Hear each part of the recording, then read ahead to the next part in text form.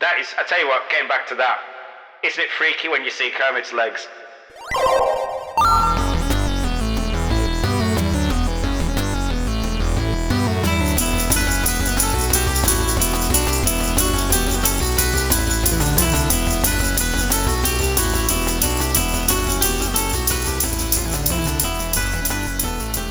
Hello and welcome to the Gandalf's Fist podcast. My name is Dean. Hi, and I'm Luke.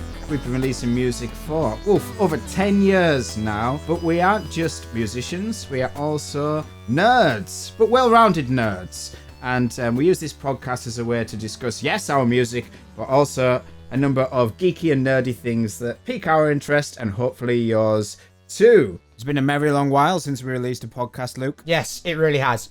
Basically, we've been very, very, very busy boys, and not busy boys in the terms of being Gandalf's Fist. As in, I've done a degree and completed that, then got a new job full time. You've been doing a full time job and then started a degree. Yeah. So you finished doing a degree, and then literally like a week later, I was just like, right, tag. My turn. Yeah, your turn. And then we are working on a new album. Not that takes a great deal of my time. But yeah, it's been. I think it was July we last did. This is a week before Christmas. We're recording this, so Christmas is next week, and hopefully you will hear this between now and Christmas. But we'll see. The idea is that we're looking to kind of get a little more proactive on these. Maybe start putting them out like maybe twice a month and go, let's talk about geeky things and let's talk about nerdy things and just generally have a bit of a chat around that and see how it progresses. Yeah. And there was an impetus for coming back at you like Cleopatra. Oh God, no. Oh God. Oh, one thing we should probably. That's a flashback. That is one thing we should probably explain from the outset before I get into what I was going to say is that that Luke has been poorly, which is a reason why we haven't released it earlier on in the month, like most actual professional, well-planned podcasty people do. So we've put it off a few weeks while Luke's been recovering. So Luke is not on alcoholic duties today.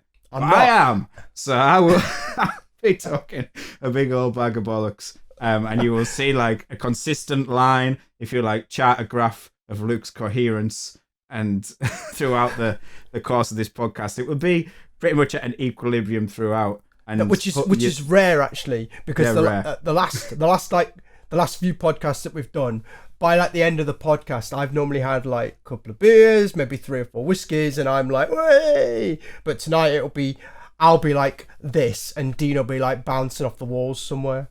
But yeah, the reason why we are coming back is because it is Christmas time, and usually, and for a good long while, many, many years, we've always tried to put something out at Christmas, whether it's been a song or a teaser of the new album or a little funny video. Or we go to record a Christmas single and design, record and release a sequel to one of our biggest albums. That's just true. Those kind of things.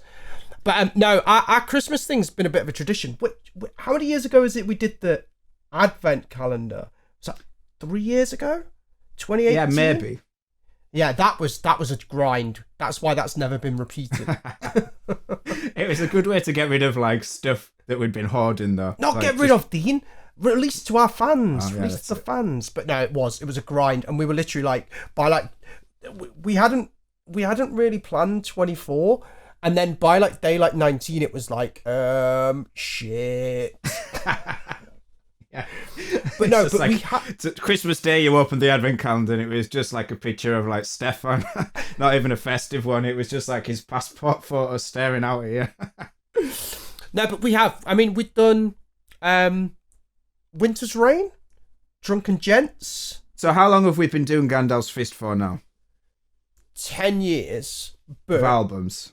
Yeah, but the first year, Solway came out around about this time. So I would say by year two, I think we've always done, we've got quite a lot of kind of like snowy kind of, that kind of, we live in the north of, we did live in the north of England, so it's kind of not surprising that snow and wet weather and cold are fresh in our minds. But yeah, we've definitely got quite a theme of like wintry kind of songs.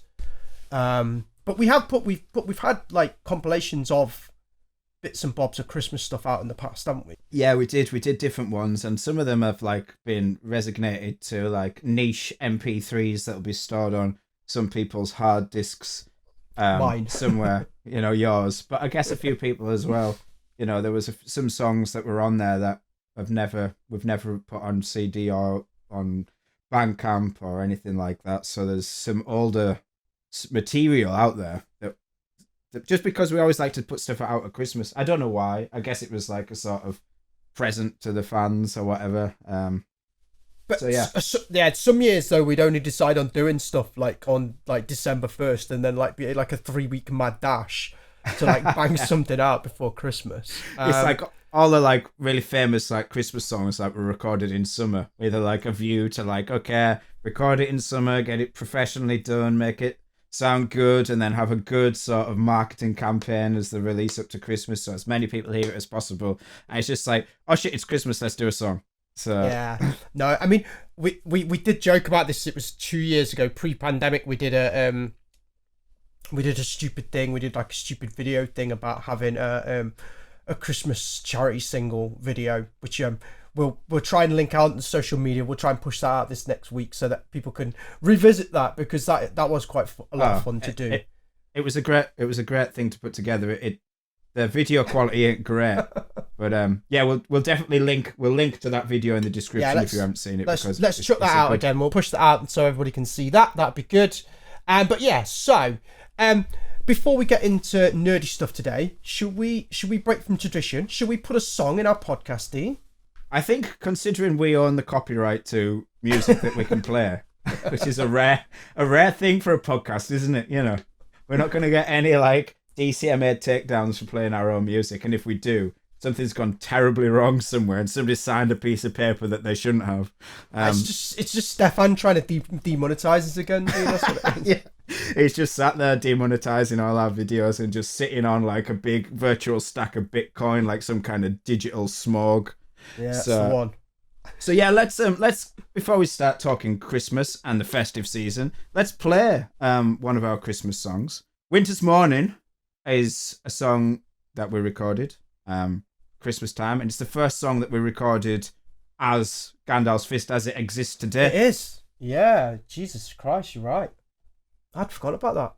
First one with Kerry, first one with Ben, and it's actually a song that ends up on all these prog rock playlists on Spotify. And there was a vote last year, wasn't there? All the readers of Prog magazine voted for like the top 20 progressive rock Christmas songs of all time, of which actually you think, well, maybe there's only 20 ever made. There's a whole lot, Jethro Tull, all their Christmas stuff, and then obviously like just pick any Trans-Siberian Orchestra song and it's probably Christmassy in some capacity, and there's loads of them. So cheers to all you guys for voting for this song. Here it is, Winter's Morning. There was ice on the breeze on the morning she died. There was snow in the trees as the old beggar cried. And he knelt by her grave and he lay by her side.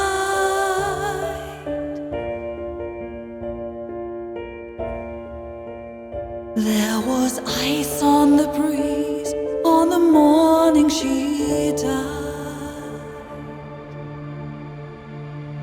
By the church on the hill huddles men side by side,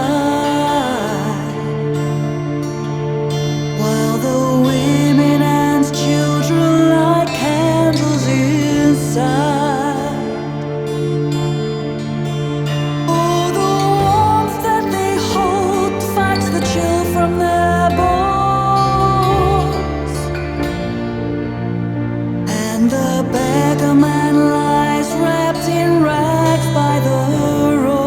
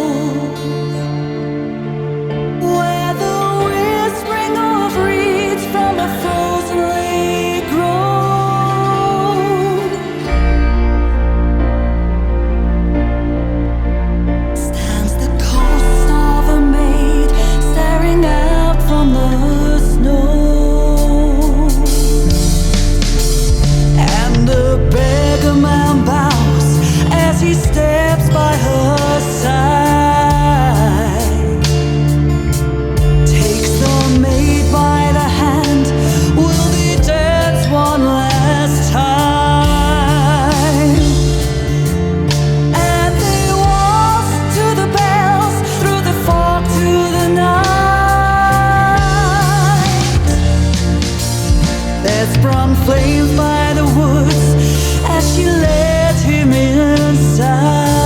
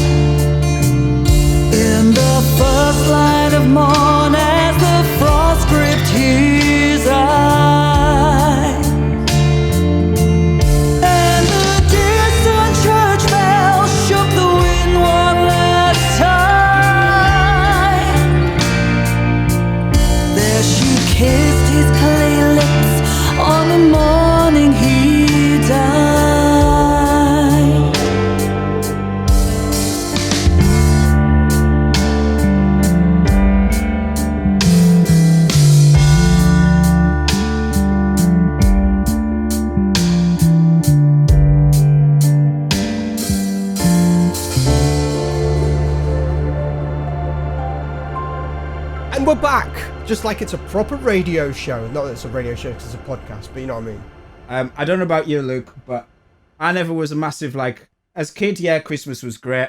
And then growing up in teenagers and stuff like that, I never really, like, was too bothered about it. And now we've both got kids of our own and Christmas has sort of come full circle again. Yet, I still sort of cling on to the sort of certain things about Christmas that I like, which is food, booze, and films. Yeah. So, we're not going to talk about Christmas films, though. We're not talking Muppets Christmas Carol, #1 Christmas film ever. We're not talking about Elf. We're not talking about Home Alone. No, we're talking about films that are set at Christmas that aren't necessarily about Christmas. Okay, interesting take. I do agree with you about Muppets Christmas Carol. Anybody badmouths Muppets Christmas Carol, I will slap you about the face with like a discarded Jim Henson puppet. I will just slap you all over the place with that. To be fair, some of my favourite, just going slightly off topic onto Christmas films, some of my favourite Christmas films are the Christmas Carol tales. I like Scrooged. I think Scrooge good. Bill Murray's great in that. Thumbs up.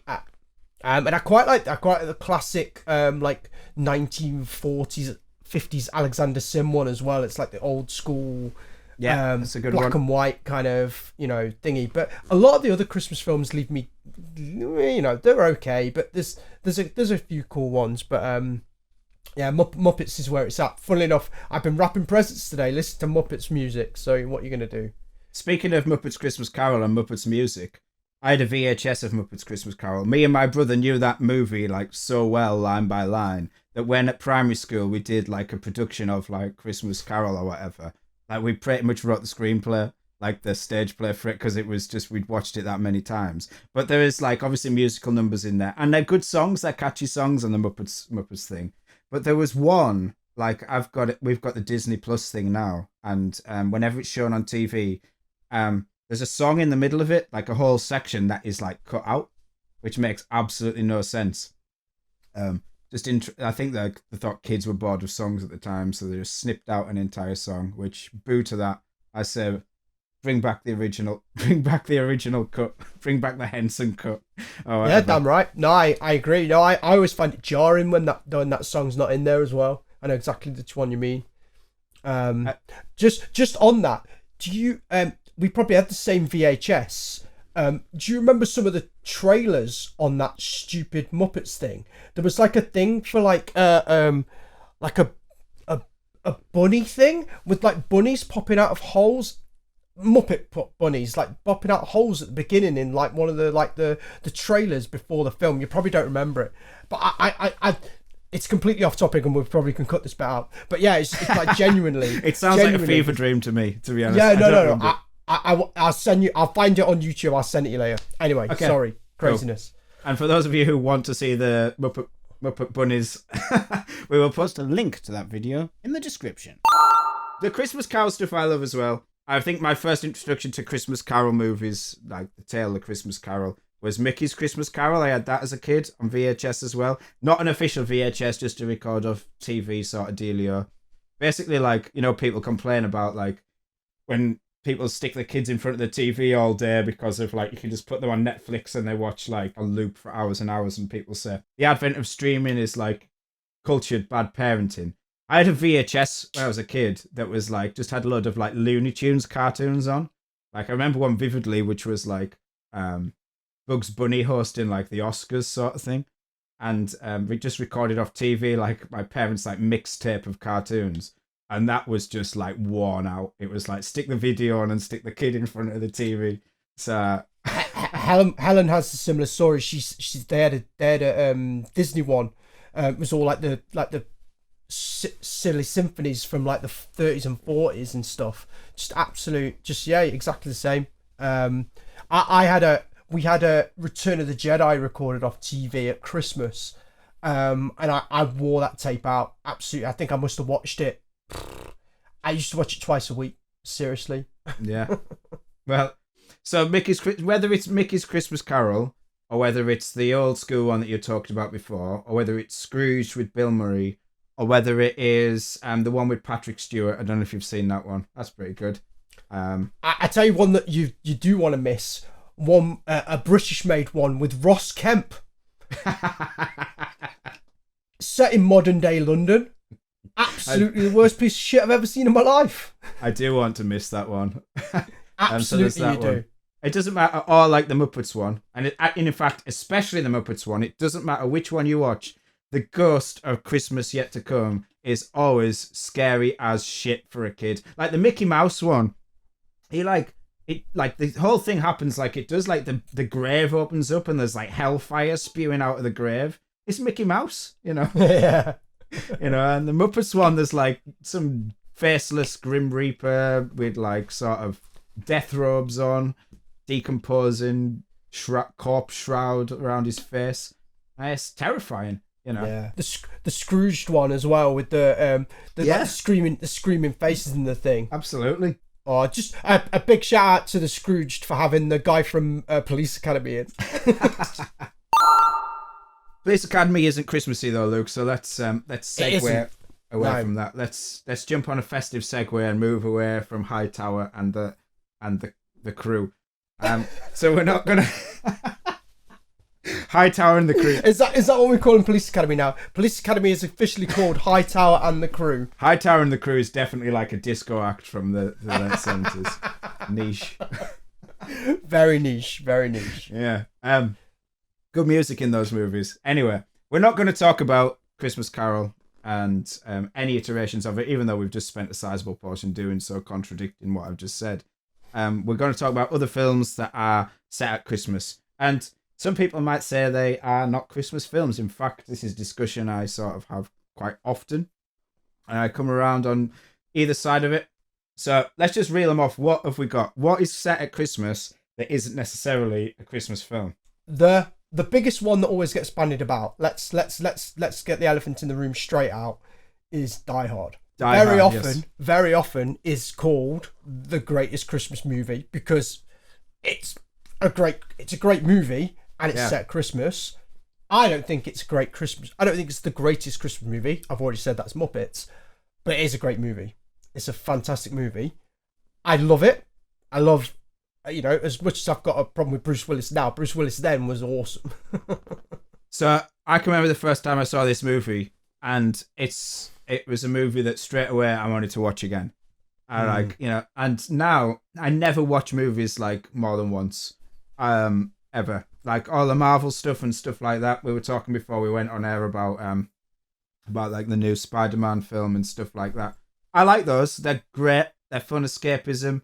Very good production, good action, good CGI and stuff like that. I'm never going to watch them again. I'm not going to go back and watch Thor: Dark World or whatever, But Die Hard, I can remember being like, I'm watching this again, But it wasn't until like people started saying like, "Oh, Die Hard is my favorite Christmas film." It wasn't until people started saying that often, and it became a thing for people to say. I even thought that it was a Christmas film. Like I would never like watch it at Christmas time. No, I'd watch it whenever I wanted to watch Die Hard. Yeah, exactly. And that for me, as a young adult in my early 20s and stuff, Die Hard, I'd watch Die Hard 10 times a year, no bother. So people say it's a Christmas film because it's set during Christmas time. It's during the Nakatomi Plaza office Christmas party. Yeah. And so people don't say this ironically as like a sort of way to sort of, well, I guess some people do. It falls into two camps of people who are big Die Hard is my favourite Christmas movie. It's the kind of people who are saying it as a joke, I guess, to sort of be like alternative and like, hey, stop watching Kermit the Frog ice skating with penguins. And this is never. I will never do that. That is, I tell you what, getting back to that, isn't it freaky when you see Kermit's legs? Anyway, it's the kind of thing where people are like just trying to be saying that to like stoke a bit of discussion or controversy, trying to be funny or whatever. So there's those people, and then there's people who genuinely say, no, this is a Christmas film. So let's disregard the people who are like, bad-mouthing Kermit's legs and move on to the people who say this is a genuine Christmas film. And so they would say, well, it's set at Christmas for one thing. And they would also say that it's got some like Christmas music in, because whenever they cut to there's a limo driver waiting for him, which is the running cutaway gag. And whenever he's in his limo, he's listening to like the Run DMC, like Christmas song or whatever and stuff like that. So they would say there's Christmas music. Why else is it a Christmas movie? Just because it happens to be in December, does that make it a Christmas movie? Like if a movie is set in springtime, we wouldn't say it's like, oh, it's an Easter movie. I think there's that whole thing of like John's coming home for Christmas and all that kind of thing, and it's it's the idea that there's the Christmas party and there's that whole reconciliation between him and Holly throughout the film, that obviously then he's then going back with her for Christmas and and all that kind of thing. But I think the thing with Christmas movies is you watch them at Christmas, and I think you nailed it on the head. I don't watch this at Christmas. It's not part of, like, we've got a list of films that we watch like this time of the year. Die Hard isn't on my list. So for me, even though I love it, it's not a Christmas movie. So I guess there's like three types of Christmas movie that people say this is a Christmas movie. There's the ones we were talking about with Muppets, which is movies that are about Christmas. Their plot is centric to Christmas. It is about things that happen at Christmas, like that and Nativity and all those kind of things. Then there's films that take place in the festive season, like, Die Hard is taking place in December. And then the third type is movies that you associate with Christmas because either they are always on at Christmas or they were like released around Christmas time. Like I always think of I sort of associate like the Lord of the Rings movies with Christmas, because that was like for 3 years, what you were going to get, you were going to go at Christmas. So like, that kind of stuff. And then later on when they released them on DVD, it was always like around Christmas time, I think, when they released the extended ones, which were like a big thing to look forward to. So there's that, and then there's stuff obviously like, you know, Great Escape and stuff like that, which people always said for ages is always on at Christmas. I'm not quite sure the last time it ever actually is on at Christmas, but it probably is. Thing is, there's always like 70 odd channels now, and it's always on somewhere. So no, I understand that, and I say I just for me like that's not a Christmas movie, but I can see for other people how it absolutely is, and I'm not gonna say that, but my point was that it is set at Christmas. It has got Christmas themes and Christmas music in, so it's a Christmas movie. So people would defend it being a Christmas movie by saying things like, okay, but Christmas is essential to the plot of Die Hard because the terrorist attack happens at the office Christmas party when everybody is like distracted by the festivities, security guards are not like on it, and, you know, nobody's really watching for terrorists, which, you know, they would do ordinarily or whatever. So they would say that because it happens at Christmas is central to the plot, so that therefore, you know, it is a Christmas film. Which again, I can see that's a good argument, but it isn't really. I don't know. It could be anything else. You know, you could have any other, you know, party or whatever. You could swap out it for being at Christmas as it being like, you know, the retirement party of the CEO, or, you know, they're celebrating a new merger or whatever. You know, some, you know, it's.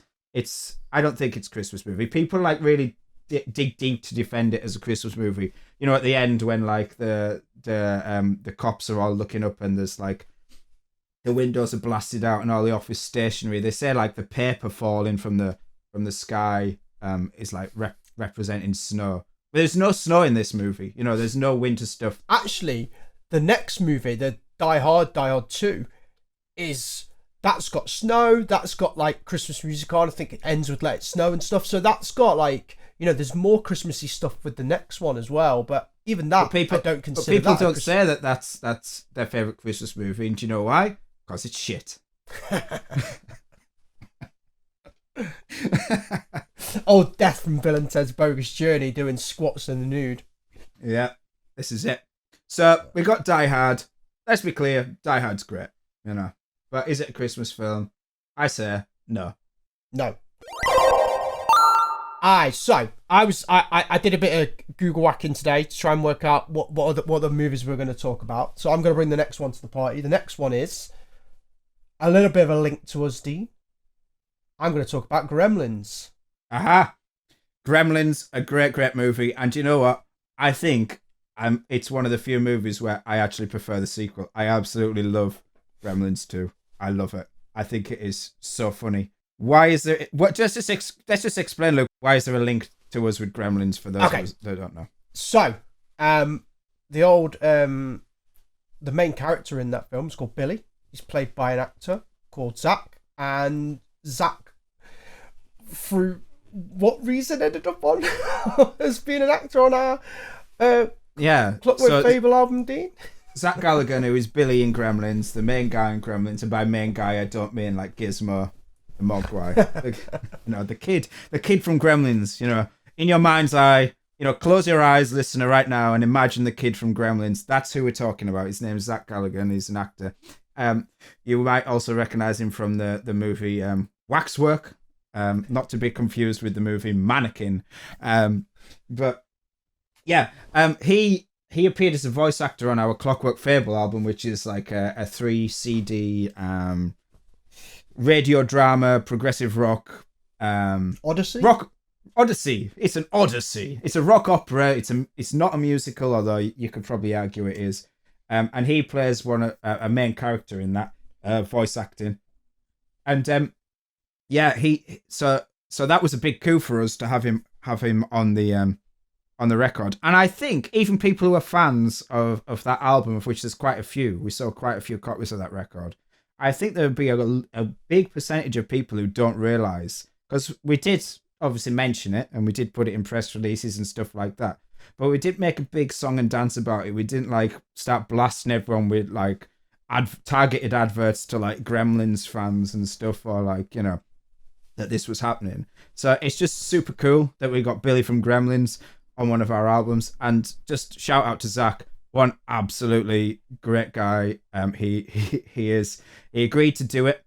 I don't know. He found out he was following us on social media, and I thought that's super cool. But sometimes these things happen by accident, or like there's a marketing firm like just following people so that you follow them back and they can raise their profile. So I like dropped him a message, cursory this, that, and the other, exchange of messages. And it turns out he was genuinely interested in doing this project we were working on. Sent in the script. He absolutely loved it. And we originally planned to record the dialogue in London.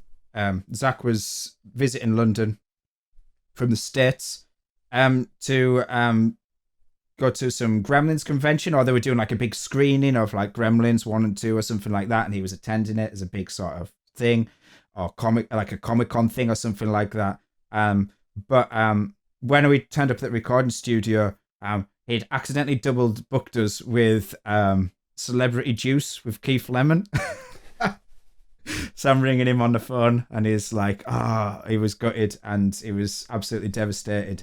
And so like literally he recorded the lines over in the States. I booked a recording studio over there where he lives, near to where he lives, and he drove out there with a copy of the script. I booked it for like a half a day, and he went through the lines by himself, which is quite difficult to do. He basically we had a Skype call the day before, and that was just weird, Skype sort of pinged up on my my old phone, and just to have him on the other end of the Skype screen. And basically all he knew what he was going to do, which was he wanted to do a British accent. He didn't want to be the only like American in the like voice in the thing, which is his call.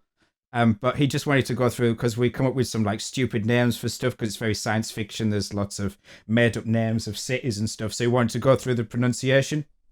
And then basically he recorded loads and loads of takes of all the lines. And then he printed out the script, annotated which ones he thought was best and why, and then scanned the entire script, which is a long script, and sent it back via email, saying, take 6 for this line is great.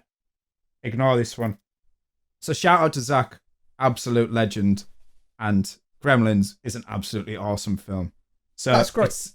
Yeah, that's good. You know what? I haven't heard that story in a long time, and it's great to hear. It's lovely to hear, because like you say, like for people to not know that that's like, part of this thing, and that's it really brings it home how mental that Clockwork Fable thing is.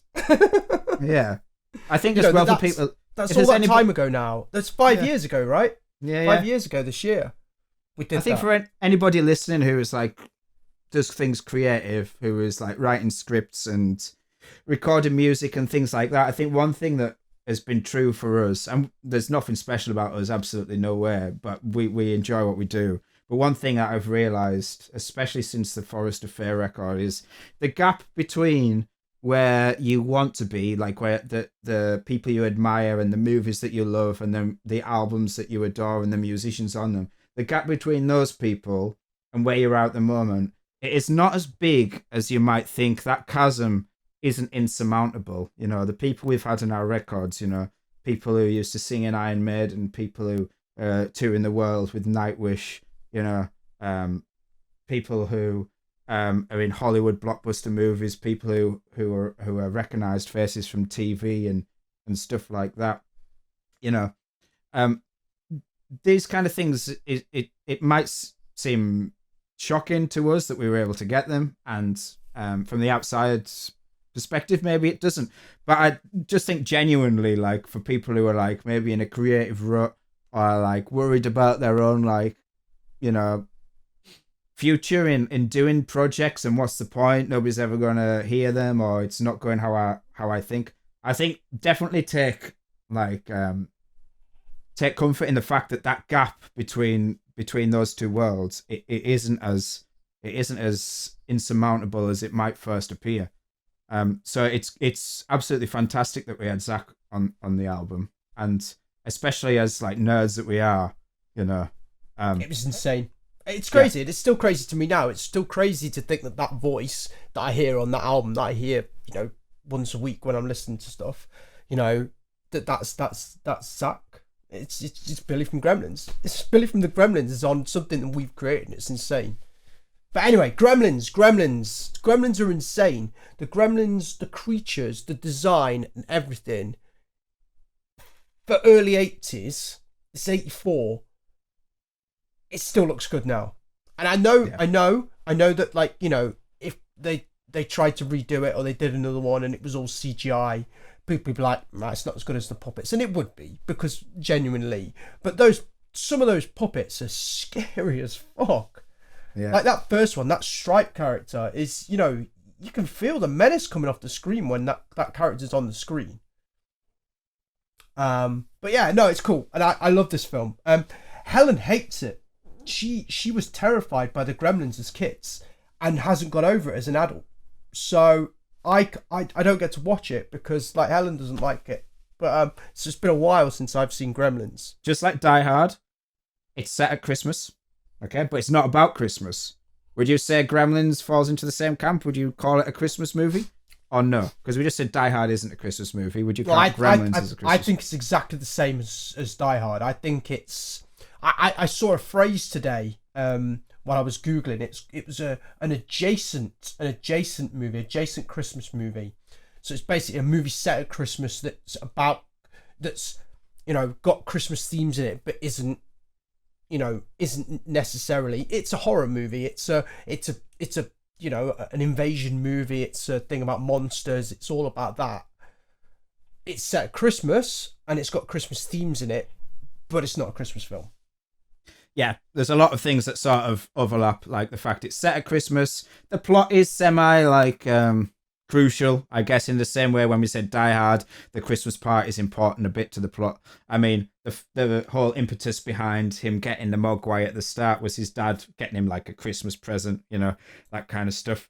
The only difference I think with this is that it's a bit more Christmassy in terms of its aesthetic. It's quite a lot more wintry and stuff outside, and, you know, a bit more, you know, Christmas decorations and stuff like that going on. I tell you what it is, and Die Hard's exactly the same. They're great 80s movies. Yes. They're very much... I think it's a bit more of as an 80s movie than I do as a Christmas movie. There's a way that movies were put together, and some movies that came out in the 90s or 80s movies.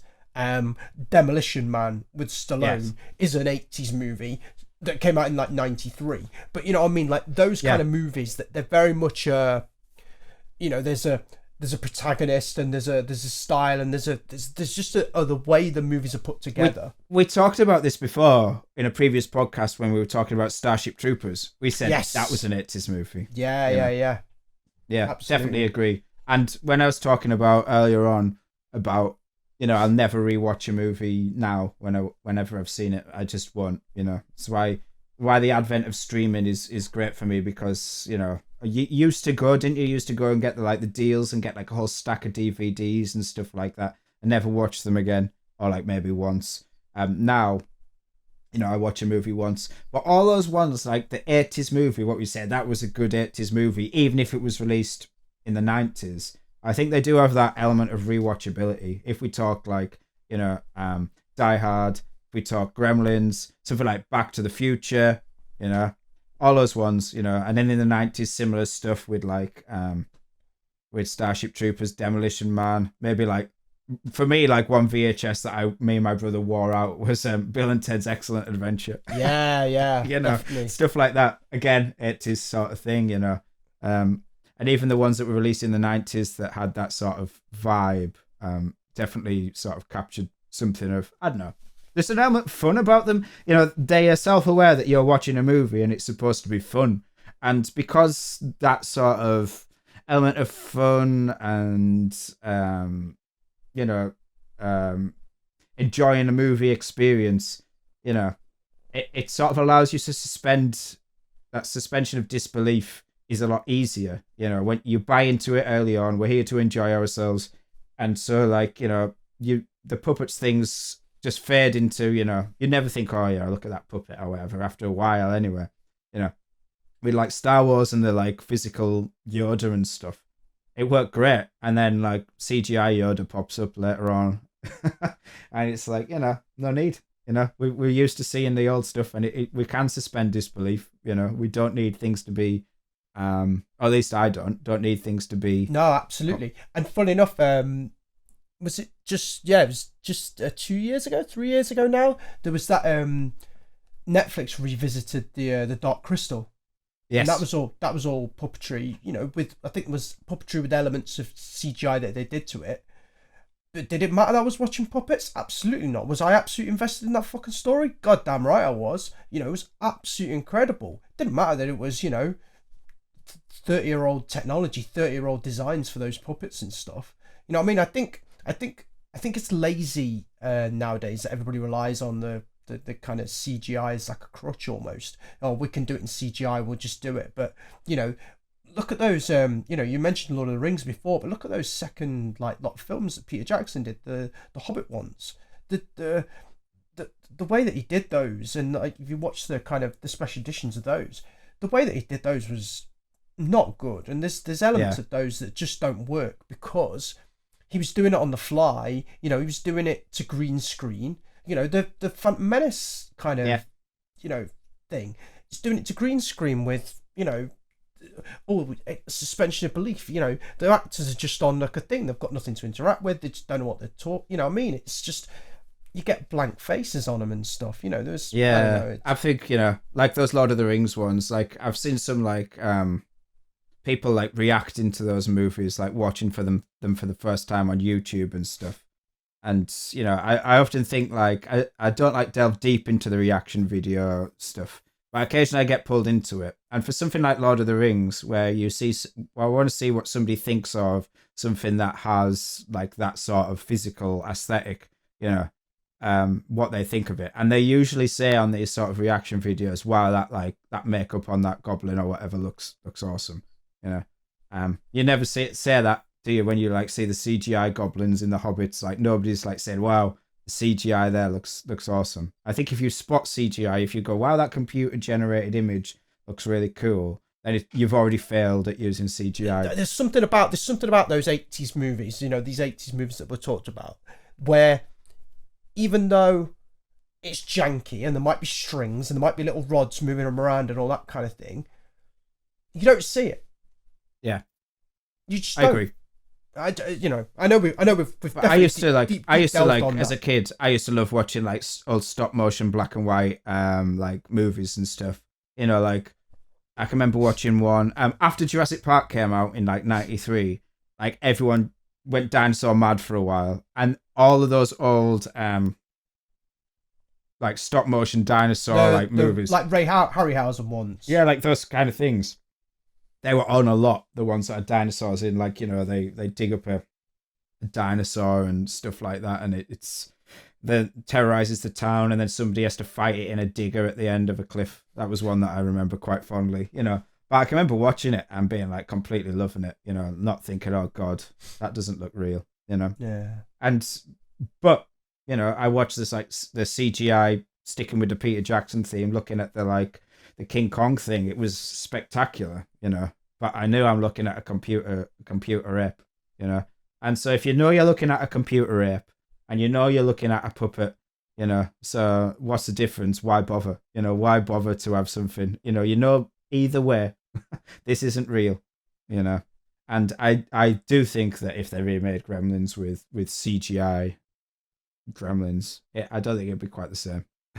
No, I mean, just not a Christmas movie, although the second one is one of the ones we're going to mention in a minute. Ghostbusters, the original Ghostbusters. I haven't seen the new one. I'm quite excited about seeing the new one. I haven't seen it, but the original Ghostbusters very much relied on the thingy, and then 4 or 5 years ago they did that remake one with the SNL cast, and getting away from everything else, just the ghosts in that are crap. Yeah, the CGI ghosts in that new one don't do anything near as much as the original ones in that original Ghostbusters. There's just nowhere near as good. I think there's a sort of, because a ghost is quite an abstract concept, you know, what is a ghost, you know? And so, like, I think in the original Ghostbusters, there's sort of 3 sort of separate ways that they did ghosts. So like there's the scary ghosts, like the woman at the start in the library, which is like a transition between a real sort of woman and like just a puppet that goes "Arr!" You know?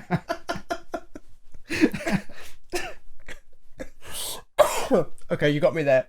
Yeah, that's the noise it makes. That's every time they do it. You know, it's that. And the thing is, obviously, that wasn't captured on set because it was like it was a puppet, you know, and then projected, you know, to sort of seem spectral. So there was somebody definitely in a booth afterwards going "Arr!" But the pirate ghost librarian at the start of Ghostbusters is like puppetry and it's supposed to be quite scary. And then you have the sort of wacky, sort of Jim Henson-y type puppetry stuff with like Slimer and the two ghosts at the start of the second one in the courtroom ghost things that are quite silly and funny. But then you have the stuff that is like when all the ghosts start getting released and stuff like that, when you have the sort of very 80s sort of lighting effects of the ghosts streaking through the sky towards that top of that building that's conducting them there. And that shit is like quite atmospheric, I think, you know. Yeah. I'm quite a sickener for the like hand traced, hand drawn lightning effect of the 80s. You know, I love the you know, the hand drawn lightning thing of around the Terminator, or of the lightning shooting out the Emperor's fingers, or like in Highlander when the guy gets his like head cut off and then all of a sudden the energy lightning thing starts wrapping around his body and stuff like that. Yeah. No, that's my favorite special effect of all time. You know, whenever you go back to doing that, however they did that, whatever they did in the 80s to make that lightning effect, bring that back.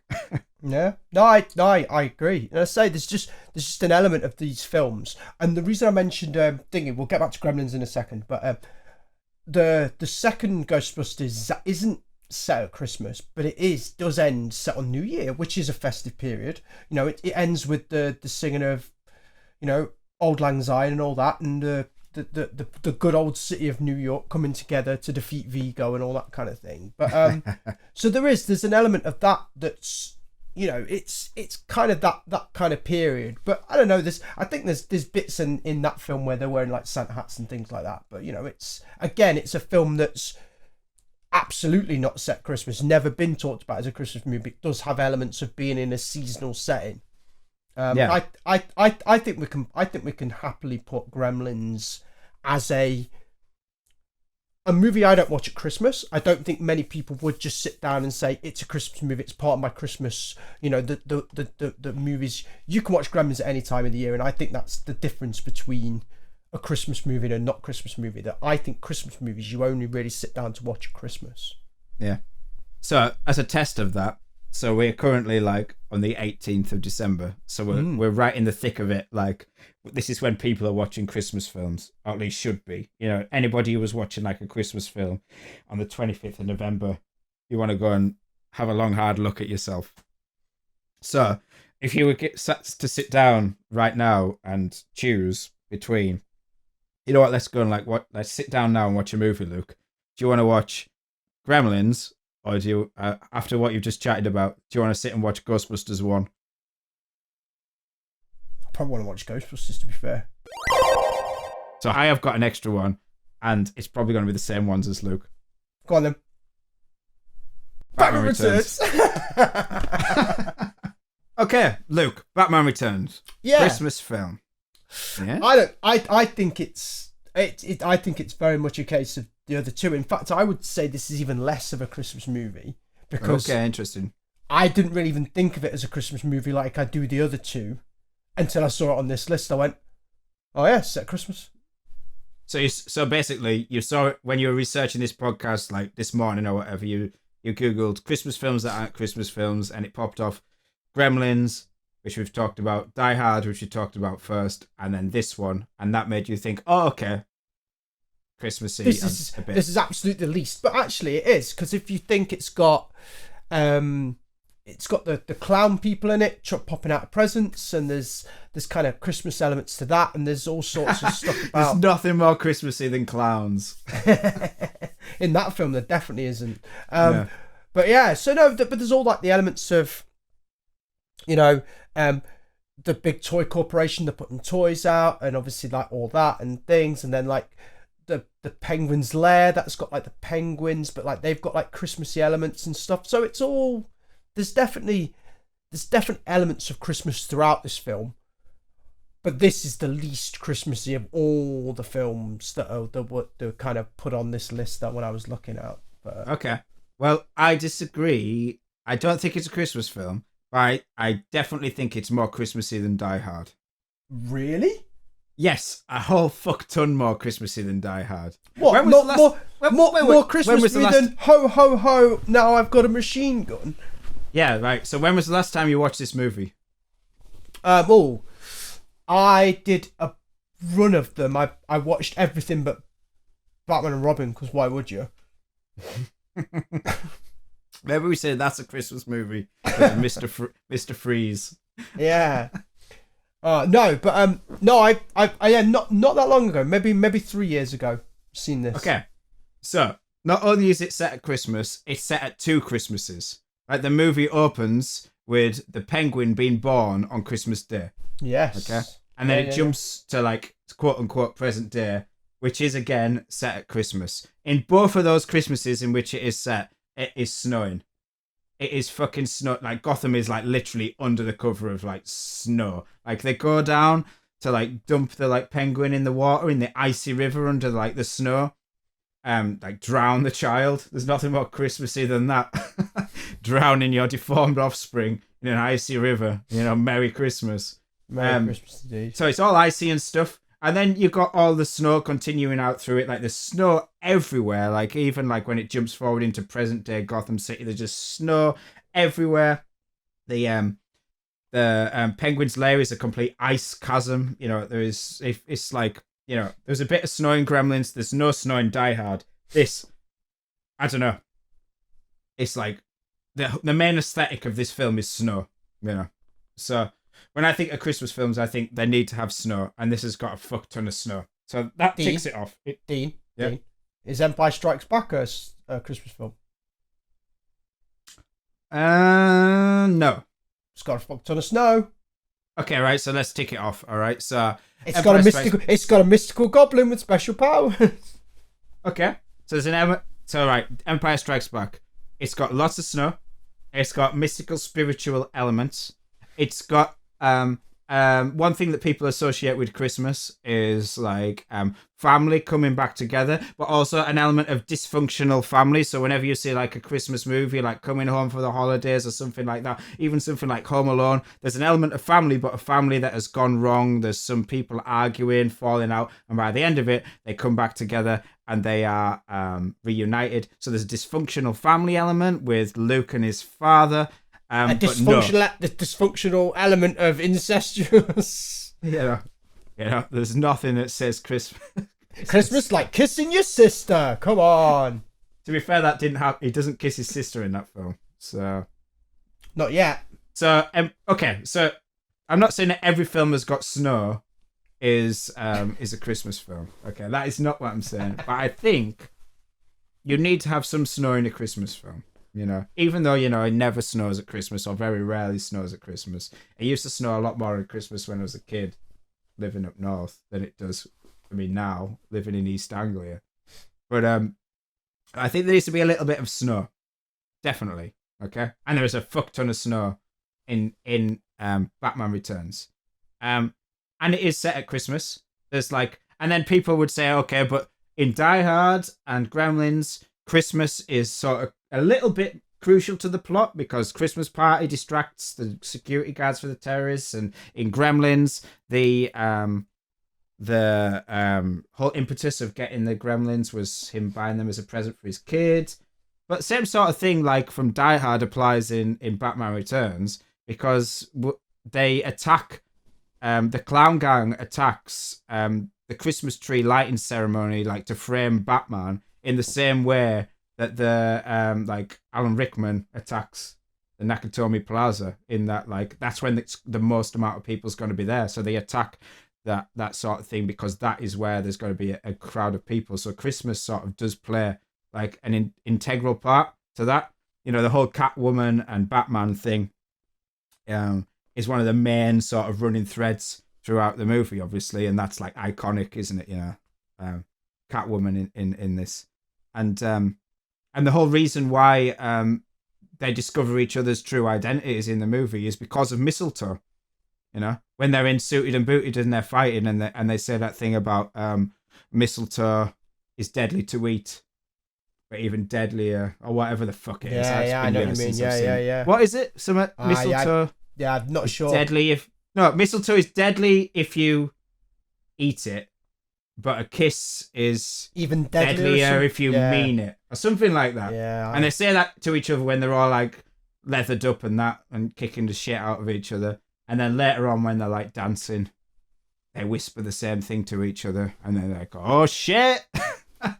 Can we just stop fighting here?" Yeah. So mistletoe plays an integral part to that. There's a big fuck off Christmas tree in it. There's decorations in it. And there's not really any Christmas music in it, but one of the last lines in the movie, if not like one of the last line in the movie, is when like Bruce Wayne and Alfred say Merry Christmas to each other. So they literally say Merry Christmas in the movie. It's I don't know. That seems a whole lot more Christmas to me than Die Hard. I still don't think it's a Christmas movie. I'd watch it any time of the year, and I think to me that's what makes a Christmas movie. I genuinely will watch. If I was in the mood and I saw it on, I'd be like, yes, let's watch some Batman versus crazy Christopher Walken. Yeah, I am sticking on Batman and moving away from Christmas stuff. Just sticking on it. I absolutely love those two first Batman movies. I really do.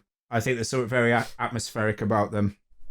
That the whole Tim Burton aesthetic. It's slightly more dialed back in the first one, but then ramped up to like maximum on the second one. The Danny Elfman score as well. It's absolutely Whenever I talk to people, like other musicians, about like movie scores, this one always comes up, regardless if we're talking about Batman or superheroes or Christmas or whatever. Like the Danny Elfman Batman score is just because it's got that mournful quality, and and then when they want to ramp it up into those triplets, the dum diddle dum diddle dum diddle absolutely brilliant. It's fantastic, and not to say like the later Batman scores, the Christopher Nolan movies had some good stuff as well, but iconic, the Danny Elfman ones. Definitely. And it fits it. They've got the score. Yeah, and I know. So Daniel Pierce, shout out to you, Daniel, if you listen to this. I know you're definitely not. Daniel Pierce is the person who's been doing our album art for the last few years. We moved away from like digital art after Clockwork Fable, and we started to do more like hand drawn paintings and stuff. And something that we have physically, like in the room here with me, I have framed on the wall. And Daniel Pierce has been doing our art, and he'll be doing the one for the next album that's coming out next year. He absolutely hates Michael Keaton as Batman. Really? Yeah, he really does. He hates the Michael Keaton Batman stuff. Why? And Daniel's a big superhero guy. He likes. It's not like he just like hates Batman or whatever. He really doesn't like Michael Keaton as Batman. Wow. Because I think he found out that him and Michael Keaton were like a similar height, and like he didn't like the idea that like Michael Keaton wasn't like some big, huge, buff, like guy. That he was just an ordinary looking bloke. I quite like the next one, apart from Val Kilmer. I think if I couldn't see Michael Keaton being that Batman, but I do quite like that next one. The fourth one, the Batman and Robin is awful, but so bonus Christmas round, ranking Batmans. It's pointless doing it because everyone will probably come up with a similar list, but let's just do it anyway. Obviously bottom of the pack is for me George Clooney. Yeah, put it right at the bottom. Okay then, I'm literally going. So Clooney at the bottom, Kilmer below that, Ben Affleck next. I haven't seen the Robert Pattinson one, so I'm not judging him yet. Then Christian Bale, Michael Keaton. Okay. I think we're probably similar. But you know what? I'm probably going to switch around Val Kilmer and Affleck. Yeah. Yeah. I just don't, because I can. Did you prefer him as Daredevil? Jeez Louise. Right then, so a little sidebar. We've ranked our Batman. We're going back to Christmas. What's your last one, Dean? Okay. One of my favourite comedies of all time, growing up, probably hasn't aged that well. It's just a film of the time, really, and the sort of jokes that people used to make. I know what you're going to say. I've already worked it out. Have you really? Yeah. What am I going to say, Luke? You're going to say Trading Places? I am. I'm going to say Trading Places. Hell yeah, I am. So, Eddie Murphy's comedy in the 80s was quite homophobic. And the fact that you have Dan Aykroyd in blackface in this movie is like a complete no-no.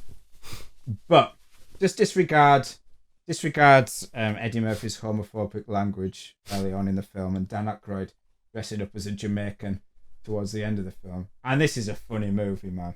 It really is. I absolutely love this film. And I watched it many, many times and still don't actually understand the ending because it goes into stock market sort of stuff. Yeah. But it's set at Christmas time, or at least it ends up at Christmas time. I don't think it is at the start of the movie.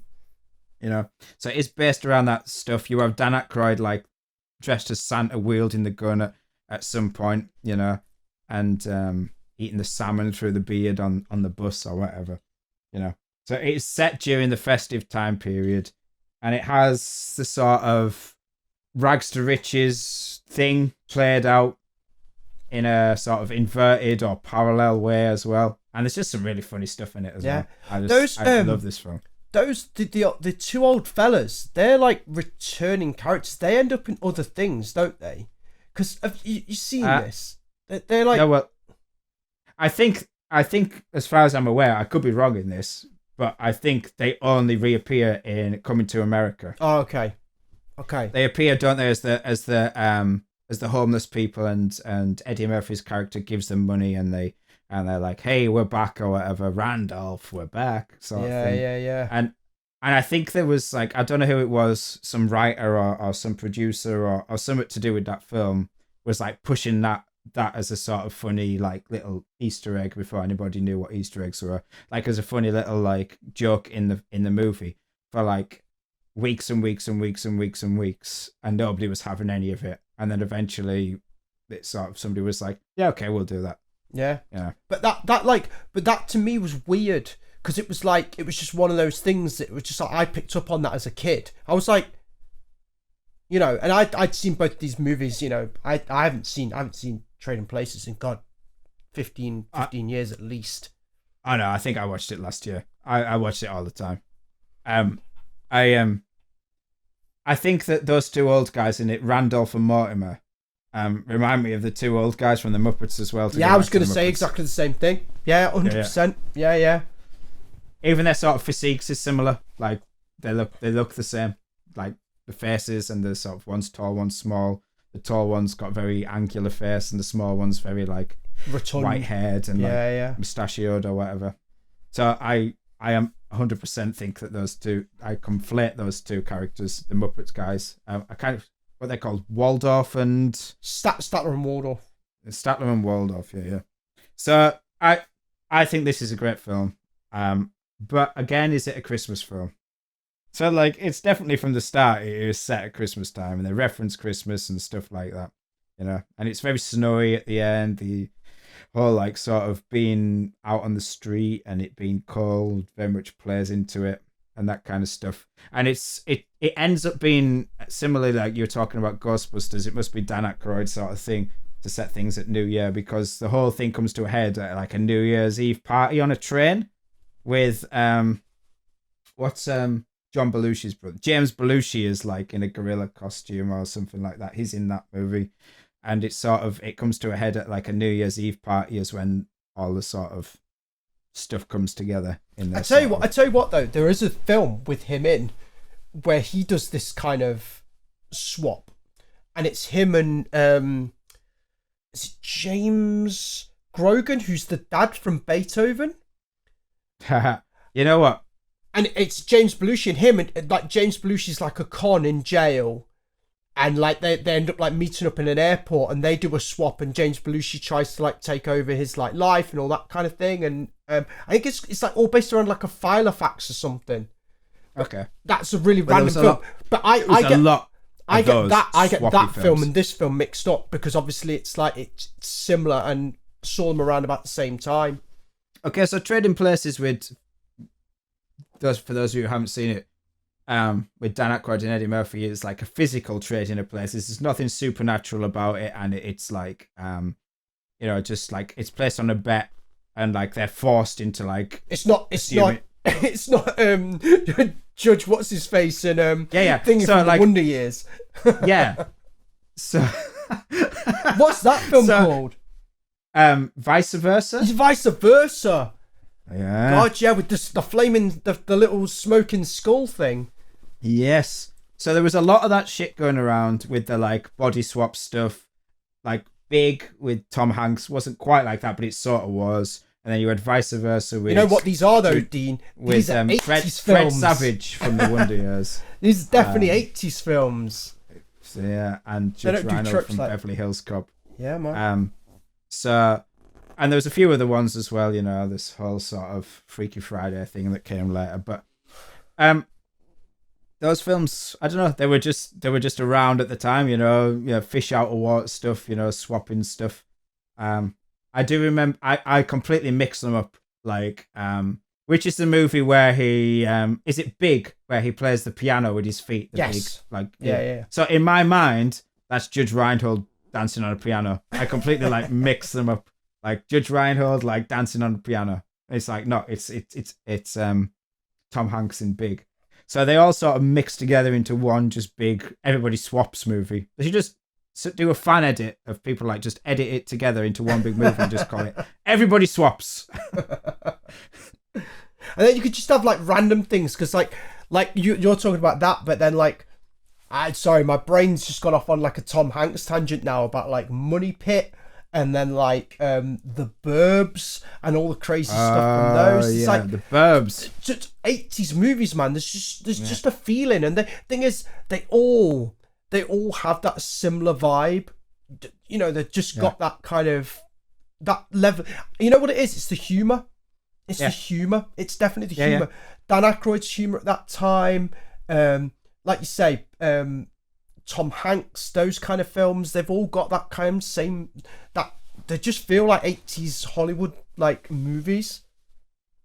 They're a lot of fun. You watch like The Burbs and then watch like, I don't know, Lost Boys, completely different films, but you would think, okay, these fit in the same sort of world, Definitely. Of these films we've mentioned, what's our favourite go-to movie at this time of year? What's the one you're going to put on? And I think we already know the answer to that, isn't it? It's Ghostbusters. Yeah. And it's not even a Christmas movie. I associate it with Christmas. I don't know when Ghostbusters movies came out, but I associate like going to the cinema with like my parents as like as a treat, and the first time I ever went to the cinema with both of my parents, I went to the cinema like a little bit younger with my dad, see like Lady and the Tramp or something. But the first time I ever went to the cinema with both of my parents was to see Ghostbusters 2 at the cinema. And so I associate it with like that sort of treat at Christmas, whether it came out at Christmas or not. I just think of Christmas, going to the movies was like a big treat, It wasn't like just just go to the cinema. It was a big treat. And so like I associate it because of that. I also I was obsessed with Ghostbusters. So when I would ask for like Christmas presents and things like that, they'd be like Ghostbusters related like memorabilia. You know, so one Christmas I got like all of the like proton packs and like toys and stuff, which by the way would not pass health and safety in this day and age. Like I got a Ghostbusters toy for Christmas, which was like a plastic molded, like hideous looking ghost thing from like the animated series with a tongue sticking out and had wheels on the bottom, and you basically put like this plastic ripcord into it and pulled it out, and it made it shoot across the floor on its wheels. Yeah, but it has a little like flint or thing in it, so like not only were the wheels turning, there was sparks coming out of its mouth. You know, literal sparks coming out of its mouth, not like a light up little LED like bulb or whatever. There was actual sparks came out of this toy's mouth as it shot across your like living room carpet towards the cat or whatever. You know, so I used to get this kind of stuff for Christmas all the time. So like I even went to like a pantomime. In like a big Ghostbusters, like at Christmas time, I like wear like my big Ghostbusters sweater that my grandmother had like painstakingly, or one of my like great aunties had like found the design for or ordered the design through a catalogue, a Ghostbuster knitted jumper that was made by like some elderly relative. I remember going to a pantomime, and because it was such a big like movie at the time, like all of the like songs in the pantomime, like one of the songs was like a big pastiche of like the Ghostbusters song. I can remember like literally like holding my jumper up being like, yeah, come on, it's Ghostbusters in the thing. So I think about Ghostbusters like as a Christmas thing anyway, just because of those memories. So 100%, I'm saying the greatest Christmas film of all time is Ghostbusters. It's that time of the podcast, Dean. We need to decide. Competition time. Is it competition time? What's the competition, Dean? I just thought I would introduce an element that we hadn't planned, I hadn't thought through, and just see where it would go. There is no competition. Dean, you got me excited then. I thought you'd been like saving something back. No, but seriously, yeah. This is the time of the podcast, and it's that a very original thing where we need to come up for a name for the podcast. This Gandalf's podcast. So, Dean, any suggestions? Yeah, I'd sort of forgot this was an element of the podcast. Otherwise, I would have been like thinking on it a lot earlier. So I really feel like I've been thrown into the sort of hot seat. That's fine. It's all good. I've got nothing at the moment. Oh man. I'm thinking the Ghost of Christmas podcast. Oh, mama, that's it. The Ghost of Christmas podcast. That's so good. Yeah. There we go. We've come full circle. We went from Muppets and we've come back to the old Scrooge McDuck. So I absolutely bet, as euphoric as that moment was, I bet every single other Christmas podcast for the last 4 weeks has been called that title. Yeah, so probably. I hope you've enjoyed listening to the 47th version of the Ghost of Christmas podcast. We hope you have an absolutely brilliant Christmas, guys. Thank you for your support this year. Thank you for the 3 people that have listened to this podcast. Stefan, you don't count. Someone voted us in some poll of like nerdy podcasts, which was pretty cool, and I wasn't expecting that. And that was kind of cool. And it wasn't me, and I don't think it was Stefan, but people are listening. So we hopefully, you lucky viewers out there, viewers, fucking hell, listeners, loyal listeners. They are loyal listeners. It's the same one person that has downloaded the podcast 14 times. Yeah, that's right. You've had 14 new downloads. It's the same guy that just keeps accidentally deleting it halfway through. Anyway, everybody have a really good Christmas, a good New Year, and we will catch you in the new year. We certainly will. We have been Gandalf's Fist. You have been listening to the Ghost of Christmas podcast, and playing us out is our Christmas single from last year. Now, go and stick Ghostbusters on and have a very Merry Christmas.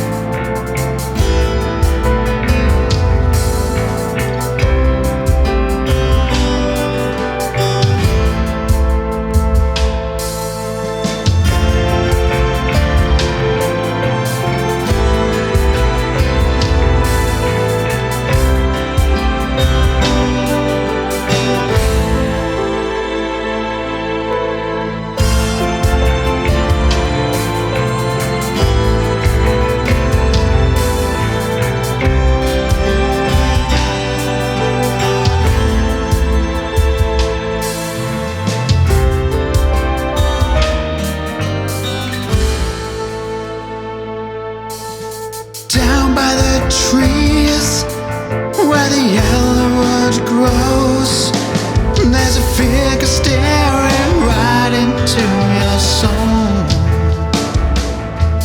A cry on the breeze as the north wind blows, and the shadows falling long across the snow.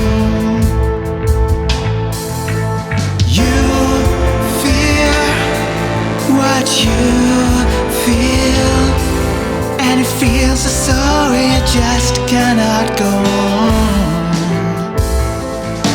And all the old tales that say that when young men walk this way, well, they're walking down a path of no return.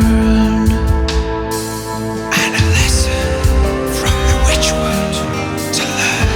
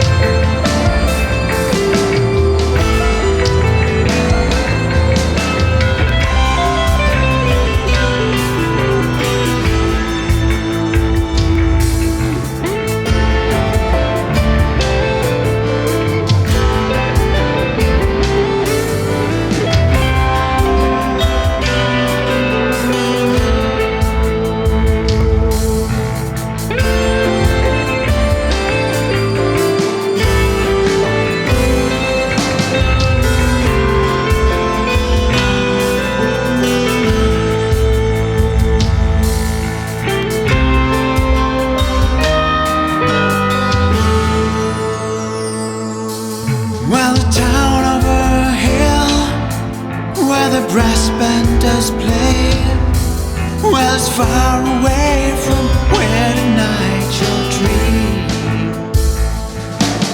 And the music will play, sweet the song it betrays, as the lady of the forest leads the way. Draw the shapes in the sand, born of the alchemist's hands, as the ice that grips the forest melts away.